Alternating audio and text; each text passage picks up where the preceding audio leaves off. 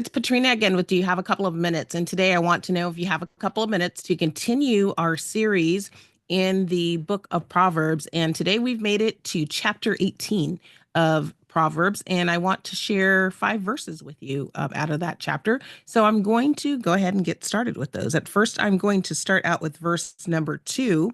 And that reads, "Fools find no pleasure in understanding, but delight in airing their own opinions." So we're continuing this theme of wisdom being shared by observation and outcome. So this is a way that we can kind of recognize whether we are dealing with something that is from the wisdom side or whether we're dealing with something from the foolish side. I'm going to skip down to verse number 7, and that reads, "The mouths of fools are their undoing, and their lips are a snare to their very lives." And, this speaks to sometimes we have met the enemy and it's staring us back in the mirror, right? So some people are their own worst enemies, and the things that they are doing are hurting themselves. So again, it's talking here about those that aren't seeking after wisdom. Moving on to verses 12 and 13, which read, "Before a downfall, the heart is haughty, but humility comes before honor." So obvious there, right? So we need to exercise humility, and that is the path to getting toward honor versus being proud, which is another term for haughty, conceited. That's not the way to get to honor or a place of respect. Verse 13 reads, "To answer before listening, that is folly and shame." And we all know those people that are just trying to jump in and speak before they know what is going on. So this is another way of observing and really understanding where someone's heart is or where they're coming from. Moving on to verse 15, and this is the last verse I'm going to share with you in this chapter.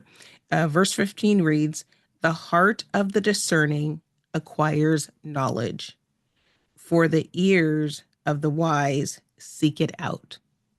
So the heart of the discerning acquire knowledge. The ears of the wise are seeking it out, right? They're seeking out that knowledge. So again, some way to tell and observe if we're going after the right thing or we're hanging around the right people, or where someone's heart is, that they're seeking after knowledge. And we talked before about who we surround ourselves with. So it's natural there. If we're seeking out knowledge, the wise are seeking out knowledge, then that's going to help us be able to surround ourselves with people who are going to help us grow and likely have more of our best interest at heart than their best interests at heart that aren't really going anywhere, where we're talking about those people that are seeking after folly. And with that, that is my few minutes for today.